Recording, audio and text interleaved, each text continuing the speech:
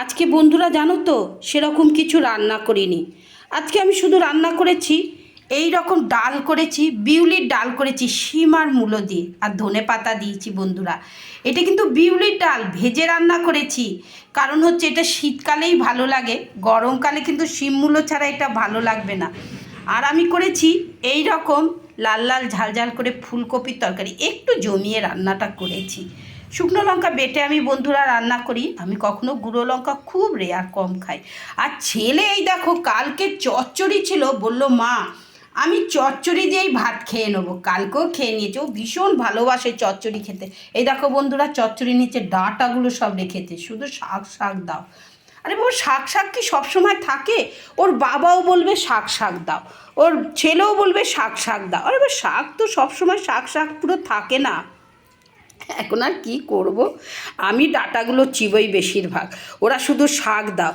আর এই বাসি হওয়ার পর বেশি ভালো লাগে যে কোনো জিনিস জানিস তো, থাকলে একটু বেশি বেশি টেস্ট হয়ে যায়, থাকলে বেশি ভালো লাগছে কালকের থেকে। কালকের থেকে ছেলে বলছে মা আজকেরটা আরও ভালো লাগছে। ঠিক আছে খা, ভালো লাগছে যখন খা, অসুবিধা তো কিছু নেই। আমি একটু বেশি করেই করেছি বন্ধুরা জানো তো, কারণ কি এটা অনেক কিছু দিয়ে করেছি। কতটা কুমড়ো পড়েছে, কচু পড়েছে, আলু পড়েছে, বেগুন পড়েছে, এটা তো আলাদা রকম খেতে হবেই, ভালো লাগবে বেশি খেতে। সেজন্য বেড়েও গেছে জিনিসটা। পুঁই শাকও 1 কেজি বন্ধুরা জানো, পুঁই শাক 1 কেজি ছিল, মাছের মুড়ো দিয়ে করেছি 2 দিন।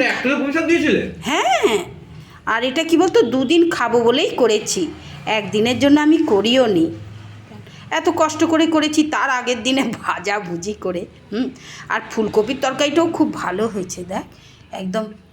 এটা রুটি দিয়ে ছেলে নিয়ে যাবে, বললো মা আজকে আমি নে খা খা, ডাঁটা খাবি কেন, একটা ফুলকপি তোরা খা, দেখ তুই কি সুন্দর।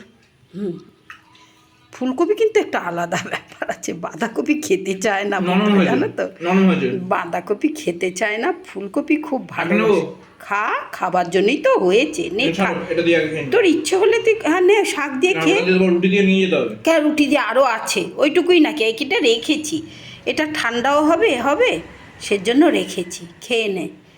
আবার অফিস যাওয়া আছে, এমনিতেই বসতে দেরি হয়ে গেছে। কালকে কি রান্না করব, মাংস এনে রেখে দিল ছেলে, কালকে মাংস দিয়ে একটা অন্য আইটেম বানাবো, বন্ধুদের দেখাবো। কালকে একটা আইটেম করব, সেটা দেখাবো, চেষ্টা করব আমি পুরোটা দেখানোর, কেন একটু অন্যরকম শর্টকাট বিরিয়ানি বানাবো কালকে আমি। চটপট বিরিয়ানি বলতে পারো, কি শর্টকাট বিরিয়ানি, কিন্তু একদম আলাদা দারুণ খেতে লাগে, তোমাদের কালকে আমি দেখাবো। সেজন্য ছেলে মাংস এনে রেখে দিল। তোমাদের অনেক ভালোবাসা পাচ্ছি, এরকমভাবে আমার সঙ্গে থাকবে, আমি তোমাদের আরও ভালো ভালো রান্না দেখানোর চেষ্টা করছি।